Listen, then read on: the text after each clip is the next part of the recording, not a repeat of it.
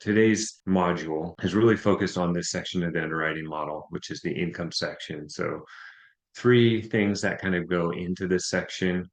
One is your GPR, which is determined by your unit mix. That was last training that we went through that. And then it's your T12 mapping. So in mapping your T12, you get a baseline of the actual performance at the property. You could use that as a baseline. It doesn't actually influence the underwriting model, but it helps significantly to identify opportunities and how you want to stabilize the asset or modify your strategy. And then there's the other income, right? So there's this other income value add worksheet we're going to cover where you can model additional other income streams to see how that affects your underwriting. So we'll just kind of walk through these three things. I'm going to focus or start with the T12 mapping. So that's the T12 tab. So there's two ways to get there. It's the link here you could click on, or it's just the T12 tab. Take you to the T12 mapping. I'll clear out the data here so we can start it from scratch. So typically when you get a T12, that's also referred to as a trailing 12. It's a 12-month history of the operational performance or of the property. Kind of looks something like this, where you have 12 months, and then you have a total, and then you have all these categories. Now, not all T12s are the same. You can have multiple columns for these categories. I've seen this where it might have 2 or 3 columns. So you need to pay particular attention to how many columns your T12 has, and that determines how you paste it into the MFA underwriting model. So in this case, I'll just highlight all the columns, and I can see in the top left near my cursor, there's 14C. That means there's 14 columns in this T12. So I'm just going to go ahead and copy this T12 all the way to the bottom. Just the data. I'm not copying the columns. I'm just copying the actual data in the T12. And then I go back into our T12 mapping, and you can see the numbers across the top. These correspond to how many columns there are in your T12. You always want your total to land on this column U. So if you remember, I highlighted all the columns, and there's 14 columns. So I will put my cursor right below that number 14, and I will paste in my T12. Then that ensures that the total lines up perfectly with column U. So that's the first thing. So now our T12 is in here. We just need to map each of the categories. And I won't bore you with this exercise to map all of them, but I'll just explain some key concepts. So you'll notice on this left column, this is your mapping column. This has all the categories that you want to map. So gross potential rent.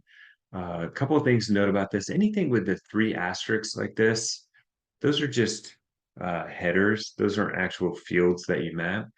And if you happen to map it, you're going to get a red warning here. And it just says red is a category divider, do not use. Right. So you want to avoid those. Same thing with the other income, right? You just want to avoid using those with the 3 asterisks. They're just to help segregate each of those categories within the dropdown. So I'm just going to map the gross potential rent. You can see this one's gross potential, so I have a loss to lease. So you just go through and map each of these like this, just one at a time. So I'm going to, just for the sake of this exercise, I'm going to go ahead and drop in my existing mapping, and then we'll explain how some of it works. So we don't have to actually walk through mapping the whole entire thing. It usually takes me a few minutes. And of course, on Zoom, everything is very laggy, so I don't want to go through that effort. A couple things that I'll mention on this is that typically other income has multiple different categories in it. So you have an option when you're mapping a T12. You can either map the subtotal, or you can map each individual line item that makes up that subtotal. So in this other income, you can see there's all these different items that make up the total other income, okay? I can map total other income, but I know that this has utility collections. So we call that RUBS, the ratio utility billing system. So I want to map that separately so I can capture that in my underwriting. And anytime that you map one of the individual items, you have to map all the other individual items that make up that subtotal. You can't map just this item and then the subtotal, because you're going to get a double count, because that subtotal includes everything above it. And so for that reason, we kind of break it out. And then the other really important thing, so this is my total revenue line. So I'll highlight this. This is a useful feature. You don't have to map total revenue, but it's very useful because what it does is the model will compare each of the individual mappings to the total to make sure it ties out, to make sure you did not forget anything. And the way you can see that in effect is up here. I have the T1, T12, all these breakouts right here. So this is the sum total of all the line items that I've mapped. And as soon as I map that total effective gross income, so it has the equals around it, you can see it turns green. So what that means is each of the individual income line items equal this total that I mapped. Now, let's say I forgot to map the first other income. I delete that, you can see it turns red. And to the right of this table, right here, it stops moving, you can see this mapping check. So this is the total, and this is the delta to all the individual line items. So I've got a false here for each, the T12, T6, T3. So I forgot, I must have missed mapping something, right? So that's when I kind of go over here and I look at all these mapped items and I could say, oh, well, look, I forgot one. Let's go ahead and map that. And then it turns green. Now, I'll warn you on something. I've seen many T12s where they round the values here. So it's not to the cent, it's only to the dollar. And in those cases, the total doesn't always equal the sum of the items. And so you may see red up here, and you go check your mapping table, and it's off by like $100 or $200. In those situations, I don't worry about it. Again, this doesn't affect my underwriting. It's only used as a baseline. If it's off a couple $100, I'm not going to spend my time trying to tie it out. Now, if it's off a few $1,000s or more, that's when I might go back through and try and tie it out and try and figure out what I missed in my mapping. The only other thing I'll mention is you can see down below, I have total salaries. This T12 is a little messy, but I have total salary. So in this situation, all of these items above it equal the total. So this is more common for the expense section where you only really have to map the subtotals here. So I don't have to map each individual item. I could save time and just map the payroll subtotal. Where that tends to break down is in repairs and maintenance sometimes. So in this T12, you can see make ready is separate from repairs and maintenance. Some T12s have make ready included in repairs and maintenance. So in that case, I would map each individual item, either make ready or repairs and maintenance. So this was broken out pretty well. And I have two repairs and maintenance here. So I have supplies and then I have repairs broken out. So I mapped each of those items and it'll total both of those under repairs and maintenance. And then the one that I almost always see is here in the fixed expenses. That's what they're calling in this one. You'll often see management fee, you'll see insurance and taxes together. So I map those individually. And then again, mapping the total operating expenses. So you can see it's all green. We're all tied out. That means all the individual items equal the total. Again, if I missed one, you can see something turn red up here. That means something is missed. So that's the process. A quick tip on this is I often will spend time analyzing the T12 just to see if there are any anomalies in the T12, anything that I should be aware of. One easy way to do that for me is so here's the net operating income. So let me zoom in just a little bit. Okay, so net operating income's right here. I like to use color coding for that. So what I'll do is I'll highlight this, then you could go into conditional formatting, color scales. And I know it's really hard to see, but this one is green on top. So the largest numbers will be green, smallest numbers will be red. That's what I want for net operating income. I want to see like green for the biggest months of operating income, red for the lowest. So you can see, kind of gives you a sense for the way it's trending. So this is concerning. Why do we have a negative 63,000 in a month. That's a very low. So I'm going to do the same thing for the expenses.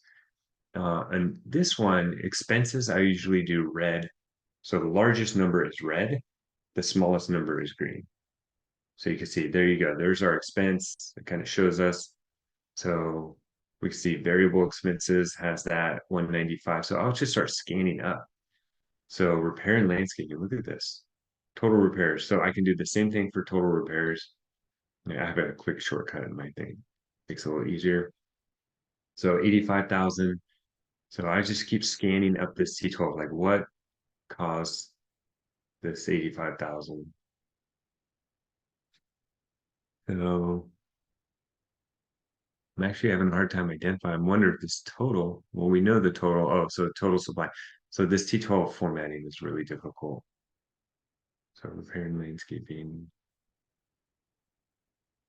So I'm just going to keep scanning out until I see, well, this one, the make ready, carpet cleaning. I'm not seeing that big. I don't want to spend a whole bunch of time on this, but we had some stuff here. Yeah, I'm not so sure this T12 is totaling right, so I'm not going to spend a lot of time on this right now. This is just for demo, and I've manipulated this one a few times, so it might not be perfect. But I do want to show you again on the color coding some things that are helpful. So like if I go up to other income, so we're going to ignore that big expense for now because it's something's not quite right. But if I go up to income, I could do the same thing right here, and I could do green top. So I can see what are my big other income drivers. So garage income, this is a big one. Right here I have utilities collection, so the rubs. This is also very big. So you can kind of use these color coding just to see what's happening. I often will look at vacancy in the same light. So I want green, red, low. So you can see the vacancy trend. So if it's trending from red to green, that means vacancy is improving over the T12. So just some things to kind of like help you analyze the T12, identify trends and anomalies. I'll stop there. Oh, it looks like we got Victoria on as well. Hi, Victoria. Any questions? I know you guys are pretty skilled at this, so Hey, Craig. hey. Okay, so just A a couple, reminder. Oh, go ahead. So question? just a couple quick question. One's just, I see this come up a lot, just making sure, and you got it there now, that when you pull in the T12s, I've gotten a lot lately where like the actual economic losses aren't shown as a negative. Those Mm, need to be put in the model as a negative, right? yes, very good point. Okay. I could show Okay. you a trick real quick. So let me show. I love tricks. Yeah, so I have the same issue. Sometimes, so the model wants to see all of these economic losses as negative, right? So I'm going to convert them to positive here for you, and I'll show you a neat trick to do that. Use the same exact method to convert it to negative. So I'll do this in the original T12 before I paste it in. So I just put -1 in a cell like this, and I copy that, and then I highlight all the values that I want to convert, and you go to paste special. So paste, and then I'm going to do special here. And in this paste special screen, so what I'm going to do is I'm going to do values, and I'm going to multiply. So what this does is it multiplies Huh. all those values in that range by -1, which is changing the sign. So now I have positive, right? Nice. That is Yeah, much. I've done the pay yeah, special for years. I never noticed those little ones down there at the bottom to add or multiply. It's much yeah. faster than what I've been doing. Oh, Awesome. great. Yeah. So that's exactly what it is. So I have a shortcut here.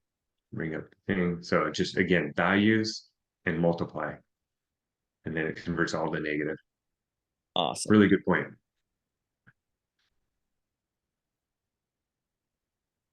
Great. Any other questions? One more. Yeah. I remember in one of the sessions, maybe a couple months ago, you had talked about how you try to tie how you map the T12 for utilities and rubs. Hmm.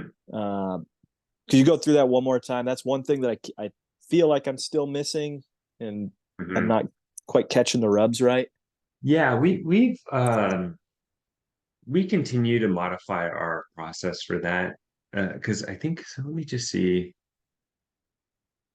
So what I'll do is I'll look at utilities, right? How are the utilities showing up in the T12 right here? So right here, these are all the utilities. So they have sewer. They included trash in their utilities. So some people will mark trash as a contract service because you have a Yeah. contract for trash removal, sometimes utilities. Um, so we got electric, sewer, trash, water. Sometimes you will see pest control marked as utility. That is typically more of a contract service, right? Mhm. Because you have a contract for pest control, right? So it's honestly it's kind of a personal preference. I've seen it done a few ways. So, but what you want to make sure is like if you mark anything, all these things as utilities, and you're trying to calculate a rubs percentage, like this T12 is not great because there's just this basic utility collection. We don't know what's included in that, right? It's really Mhm. bad. In a lot of cases, you're going to have rubs for water, you're going to have rubs for electric, you're going to have rubs for trash, sometimes pest control bill back. Um, so my recommendation to you is whatever you mark for rubs, right? You want to mark as a utility below, and that'll keep the ratio in line. Now, here's the thing that kind of throws it off is in a lot of cases, you're going to see the trash bill back and possibly the pest bill back be higher than the actual utility Mhm. amount or the contract Mhm. amount. That throws off your ratio, right? And uh, I was just talking to a property manager not that long ago in Atlanta saying there's legislation in place or being proposed to prevent landlords from profiting on those things, right? So Hmm. you got to know your local market, whether or not that's okay to bill more than you're actually paying. In those cases, like I think it might be a better process to map pest control and trash as contract services and other income up here, Yeah. and Yeah. then focus That's on what I your was going core to ask utility. there. Yeah. Yeah, focus on core utilities that are very highly regulated. Right? So that's your Yeah. water, electric, really. Yeah. So The other one I've seen on the last, I don't know, 2 or 3 properties here locally is a bulk Wi-Fi has become really popular where they it's very they'll do the popular. bulk Wi-Fi and then they'll make the profit off of that. So Mhm. I've been doing the same type of thing there, breaking that out separately as other income and not Yes. including it in the rubs. Is that Yeah, the way you would take that? Okay, perfect. absolutely. Yep. Yeah, that's Awesome. I've seen that a lot, and we're doing it on a property right now, right? We're Mhm. rolling out a program, and that's definitely it's just other income. And then as far as where you categorize the bulk Wi-Fi in the expense, typically I've noticed it shows up in general and admin. So Hmm. it'll show up in this section for the internet. So Okay, right, so this one has the internet. It doesn't look like they're doing bulk. It's a very low, but usually it'll show up here. You could possibly put it in contract services because typically sure, you will a sure. contract for the bulk internet. Okay, So that might be more accurate. But I've seen it categorized in the T12 and general and admin more often. yeah. Awesome. Thank you. No, great question. I think the most important thing is if you really start getting into the weeds on a property, and I personally I will come and I'll break out the water rubs versus the water utility, and I will measure that percentage over the 12 months, and then I'll do the electric versus the electric expense, measure that. I'll do the trash, I'll do the pest. I want to see where each one of these are being billed at. So just to be more accurate. Yeah. Great question. Anything else? Sorry, guy, can you just tell me real quick how you got to the values and then that multiplied by one? Just where'd you find the values? I know how to do the Yeah, formula. I'll show you. Yeah, so I would copy this. I put -1 in any cell, copy it, highlight the range that you want to flip the sign on, and it's right up here in paste. So it's the drop down on paste, and then Got it. paste special. It's this one right here, and then you can see that the shortcut is Control Alt V for paste special. But yeah, that's what's going to give you the screen, and then values multiply. Great. Anything else? Well, glad you guys learned something. So the T12 mapping, all it does is it feeds this section right here and the expenses below, but we're focused on the income today. And then within the T12, you can choose, or within this dropdown, sorry, you can choose which time frame of the T12 you want to see in your pro forma. So T1 is just taking the last month of that T12 and annualizing it. So multiplying it by 12. So T3 is taking the average of the last 3 months, or actually it's the sum of the last 3 months and multiplying it by 4. So you're really looking at just the last 3 months income annualized. Same thing with T6, and T12 is the entire range. So I'd say typically when I'm analyzing a deal, I focus mostly on T3 because income we've seen fluctuates quite a lot over time, like if your rents are going up or down, vacancies improving or not. And so we want to capture a shorter window. And a lot of times when you talk to a lender to get a loan quote, they're going to look at a shorter income window as well. To sometimes even a T1 I'll be looking at. So that's what I use for the baseline. And this will just kind of show me how's the property operating. Well, general vacancies at 2.4%, it's really good. So overall, this property looks like its income is good. The income losses are minimal. It's got a 90, almost a 94% economic occupancy. It's great. And then the other income is about 12% of total revenue. So this is, or actually 12% of GPR, let's be specific. So that's pretty good. That's healthy other income. And right here, the RUBS ratio based on the mapping is at 68%. Again, in this T12, the RUBS income is very generic. So that I would definitely follow up on that. Just say, hey, what does the RUBS include? Is it water, sewer? Does it include trash? What's in that number? So I could get more specific. But yeah, this is a really good baseline. I would say this property, at least from an income standpoint, is run fairly well, like really well, actually. So that can act as my baseline. And then what I would do is I would just go through and I would set my year one pro forma, and I could use this as a baseline. Again, my GPR is coming from my rent and renovation plan that came above in this model.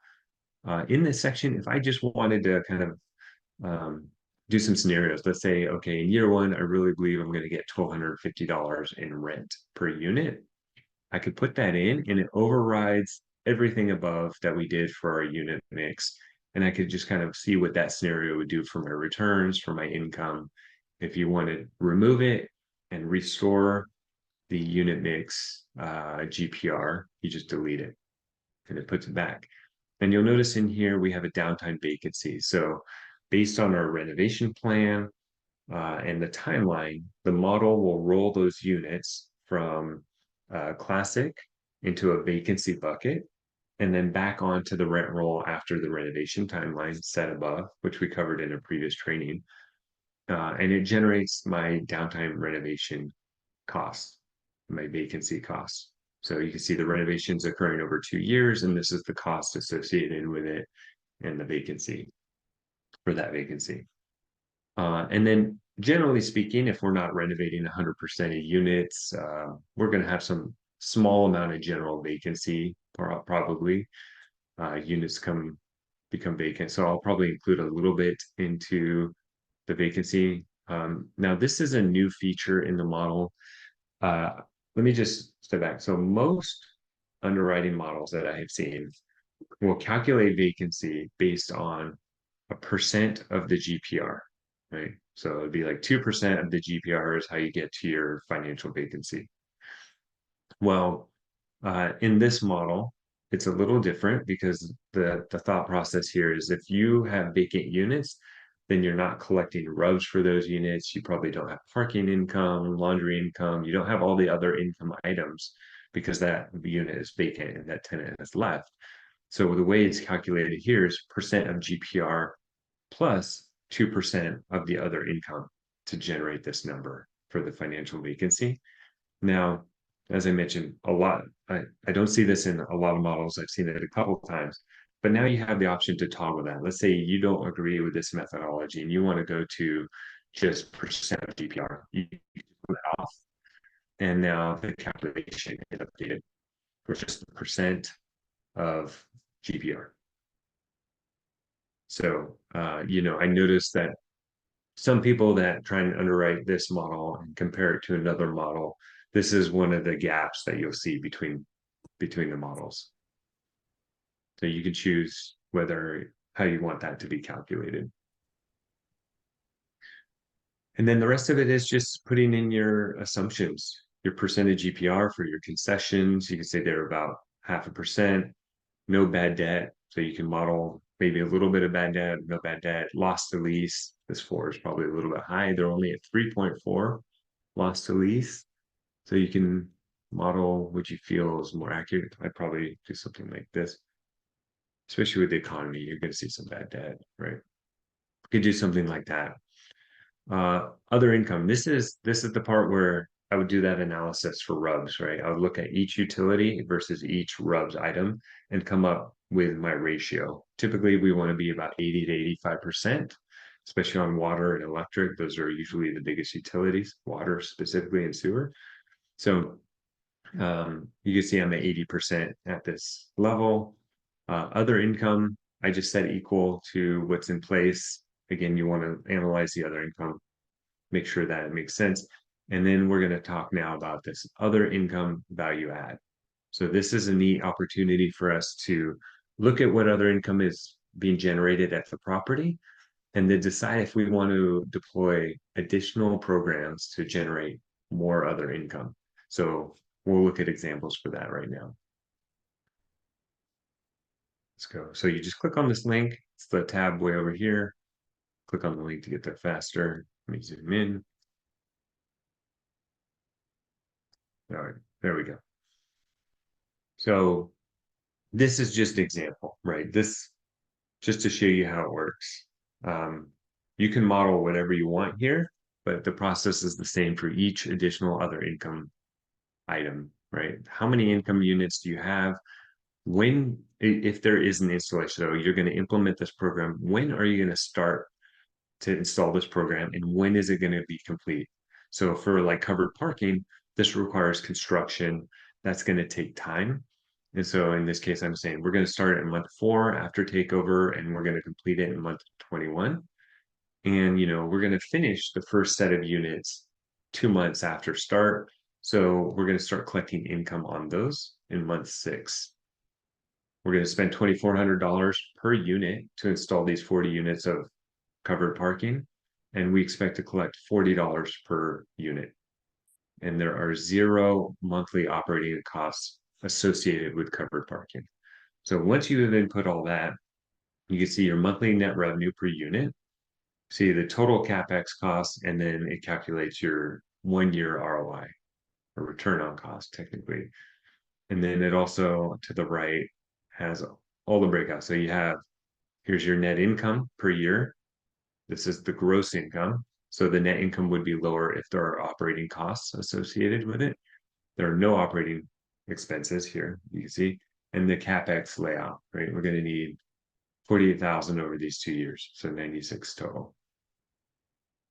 So that's how it works. There are items like this valet trash. You could say, this is we're going to do it to every unit. We're going to roll it out in about a month. In this case, I don't think that's realistic, but this is just an example. And we'll start collecting the month after rollout. There's no CapEx associated. We're going to collect $25, but there is a monthly operating cost of $8 for this valet trash per unit. So you can see that net income, gross income, and then operating expense. So that's pretty much it. So you basically want to go through and figure out what you think you can add. Always a good idea when you're done underwriting and if you are serious about moving forward, to vet these ideas with your property manager to see if if they feel the market would support it. They have a lot of experience in rolling out these types of programs. So that would be very helpful. Any questions on this table before I leave? All right, so we'll go back to the underwriting model. And what I want to show you here is there's a toggle for the other income value add. So let's say it's defaulted to off when you download the model. So you can see it's zeroed out. Now, when I turn this on, what it does is it pulls the other income right here. This is gross other income, okay? It's not the net, because what we do is down in the expense section, as soon as you turn this on, these are the operating expenses associated with your other income items. That's going to show up in your expenses. And then if there are any CapEx costs as part of the underwrite or the other income value add, those CapEx costs are going to show up here in your renovation costs. That way they're accounted for, and they get accounted for when you come up with your equity to raise on the deal, so that you're making sure you're adding that in independently. And that's pretty much it. And you see that, well, one thing I wanted to mention, I forgot to mention about the other income, it is very impactful. So what I've done here, I'll zoom out just a little bit. This is very much a fake example, but it gives you the idea. It's like we're expecting to generate $73,000 of net income in year one by implementing these programs. Now, what the model does is it uses your cap rate that's in the model, that is either, that's escalated in your model for each year, and then it tells you what the value is. So through these other income items, in the year one, we're adding about $1.4 million of additional value to the property by implementing these. And by year three, it's closer to $2 million. So really impactful to the model. Okay. That's One all I really have to cover today. one Go ahead. one really quick question for you, Craig, on the approach to the general vacancy as a percent of GPR versus GPR plus other income. How do you generally see it that lending institutions are looking at it? Do they include the other income or do they not? I find that they don't. That's what I thought. But wanted to get your take. Yeah, I think it's much more standard to do just percentage GPR. So I Gotcha. included it. I think from a conservative approach and a realistic approach, right? Like if you don't Yeah. have tenants in units, you're not getting the other income. So I think that's Yep. more realistic for income. But Agreed. Awesome. Thank you. yeah, thanks for the So question. Craig, I have a question too. I don't know if it might be a little confusing. I'm not sure if I can get my point across of what I'm trying to say, but I'll try. If you're doing that where it's doing the percentage, right, of everything, and then when you're putting in your rubs down below, the rubs and the other income, you're basing that a lot of times off of their number, right? Like you'd use the same number for the other income. You didn't really change that. I mean, you might change it, with other value add kind of thing like we just did, but just the actual other income number, they're already including some vacancy on that. So are you like double dinging yourself on that, or does that make That's sense? a really good question. I would say, yeah. So the way I underwrite, I would say no for the rubs, because I will almost always come up with my own rubs number. I don't usually take what they have in theirs, because I will calculate each ratio for each utility myself and then come up with what I think rubs should be. But Right. yeah, for the other income, I think potentially that could be low. So it's a double-edged sword with other income, because I think it just depends on what's happening at the property, because there are like several properties that we're looking at now. This T12 is like 2 years old, right? So before all this stuff went down.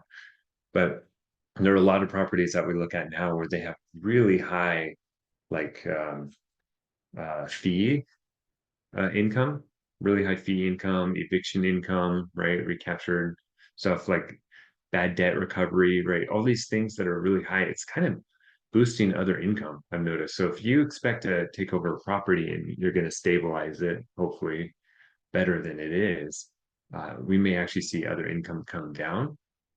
So again, for initial pass, I would probably use whatever they have, unless I see something that's really, really out of whack on the other income, right? But yeah, a lot of these termination fees like are really high. Late fees are really high in a lot of. So I think there's some distress with the tenants. A lot of the properties we're looking at, and so it's up to you to figure out if you think that's going to continue, if you want to use that other income amount, or if you think you're going to place better tenants. So we're going through the process right now in the property we just got, where we've had quite a few evictions in the last, because there's a lot of bad debt, a lot of tenants that are just in bad shape. So time to move on. So depending on your business strategy and what you think the fees are what's gonna happen with the fees. I know that's not like a clear answer, but I think it's just about analyzing the other income and figuring out what you think is realistic. And then obviously I always say this, right? Like once you come up with your numbers and you're ready for an LOI, definitely get a property manager's input, because they're Right. very in tune with the local market and what's happening, what's realistic. Like I've had Makes sense. property manager, like one property manager, really awesome. Like they'll go through the T12 and they were literally like add another column and then put in what they think per unit cost for all these things are, what they're seeing in the market. So we can kind of balance that against much more detailed than what I typically am able to do. Nice. Mhm. So not a direct answer to your question, but yes, I would say yes, you're potentially dinging yourself if you're doing just taking what they have, especially if the property has a high vacancy, then their other income may be understated. That's a very good point. I'm really glad you asked that, Victoria. It seems like maybe like just from a very high level, if you use their number, maybe double dipping, you get to that next level and you come up with your own numbers, then you'd want to use the logic that's in there. But I'm also really glad that it came up and that you mentioned those different fees. I actually I had a big point of contention with a seller just a few weeks ago on that, where they were collecting a lot of money on fees, and that was the whole point, was if the value add is to come in and stabilize it, those fees hopefully are going to go away. So I'm glad you pointed that out too. Yeah. I think that's the thing that I've seen with some underwriters right now. It's like they literally just take whatever other income is in the model or in the T12, not really deep dive on it. And you're right, because I mean, fees seem to be a growing part of the other income. So not sure that's sustainable. And just from the more art side of underwriting, just to ask you, Craig, in terms of getting to that LOI stage, how do you balance going that far into the weeds to get to an LOI and say, just to see if you're even going to move forward versus not? Do you go that far for the LOI stage, or do you? Yeah, so I think this is a personal preference and it very much depends on your risk tolerance. But because I know people that will just do a very quick cursory, like not get into the weeds on these things and issue LOIs, right? But the risk with that is like you're going to retrade, you're going to issue an LOI and they're going to say, great, you're investing final, and now you got to go do all your homework and your offer is probably going to change quite a bit. And that's not, that gets frowned upon by the brokers, right? You don't, so at least in our case, like we have a checklist. It's very much the underwriting checklist for the MFA. But if we are going to issue an LOI, we want to be very reasonably certain that our price is going to hold, right? So what that means is that we've done our initial analysis, we've done all our rent comps, we've gotten insurance quotes, we've gotten debt quotes, we've talked to the tax assessor, and we've had our property manager review our underwriting. And once we get to that point and we're all checked out and our price still makes sense, then we feel confident in issuing the LOI. It's a Awesome. lot of work, right, to get to that point. But Yep. and this is the balance, right? Because it's a numbers game. You want to put out as many LOIs as you can. And so some people lower that bar just to get the volume of LOIs out there. But again, it's just personal preference and your tolerance of risk and your, I guess, ability to get through an underwriting quickly. Sure. That's helpful. Thank you. Yeah, that's a constant struggle on our team. We set goals, and every meeting, like, why aren't we sending more LOIs? We need to be sending more LOIs, right? It's like, well, what are we willing to compromise on? Like, we have these checks, and oftentimes, like, when we get through that level of detail, the deal doesn't work. So, Yeah. I mean, that's really the basis of my question there is like, hey, whether it's here in multifamily or even in my past life in construction world, like there's a lot of times we lost things because we maybe went further or knew more than the competition. So yeah. we were probably more accurate, but we lost out on a lot because of that. And I definitely see that. I've seen it personally lately where I definitely, I feel like my numbers are right.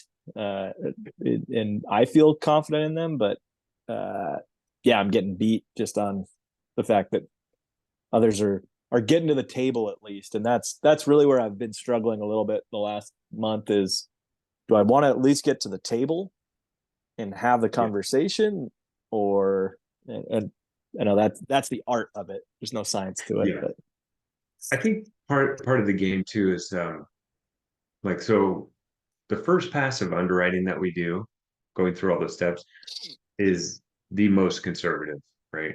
It's like this grand slam, right? Okay, we're going to underwrite to a grand slam, and then we're $4 million off here or whatever it is, right? We're 25% off that, the whisper price, or 20. Actually, it's been more like 15 to 20% lately. And now if we feel like, okay, this deal, it has a lot of things going for it, right? In terms of location or population, income, all those things. If it has a lot going for it, then we go back to the underwriting and we'll say, okay, well, where are we willing to take a little bit more of a risk, right? Is it because we think it's a really thriving area and we think maybe that cap rate will come in a little lower, or that we could push rents a little bit more, right? And these are conversations we'll have with the property manager, especially if it's one we like, just to see what they're seeing in the market. Are things shifting, right? I think that's probably like the most important thing to do right now. Is like, I think there are some people that are in the camp that things are starting to shift in multifamily, right? Like in a year from now, people are going to look back and say, well, I really wish I would have, right? So there's more people saying stuff like that. So trying to get ahead of that curve and say, well, where do we think it's going to shift? And it's hard because, like, we don't have a crystal ball. Like, we have CoStar, but we look at the CoStar reports, but I've seen that change dramatically over the last 2 years. A lot of their forecasts, right? So they're not right. Nobody's right. Just kind of figuring out where you're willing to take a risk, and do you believe in the asset, and do you believe in your ability to kind of manage that asset to your goal? sure. Yeah, it's a balancing act for sure. That's, like you said, part of the art. Well, I have a data question, just a data integrity question, really, for you, Okay. if that's okay. You mentioned CoStar, and I've seen a couple CoStar underwriting reports recently come through from a couple other groups that sent me underwriting, and they just seem strange, for lack of a better word. They definitely seem like there's not a lot of rhyme or reason to the forecasting.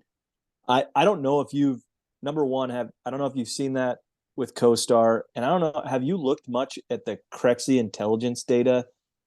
I looked at some for my markets, which are smaller, and the data actually seemed better.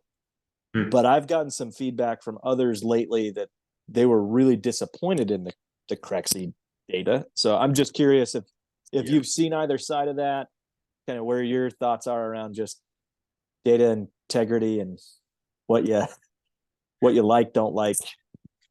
Yeah, so we haven't used Crexi in probably 2 years now. We were using Crexi. I, yeah, I wasn't really running that portion on my team, so I can tell you specifically. We decided to go with CoStar because it has a lot more data available to it, like market data as well as like the underwriting reports, and uh, felt like they're more robust and they Sure. rely on apartments. So they have a lot of different data sources.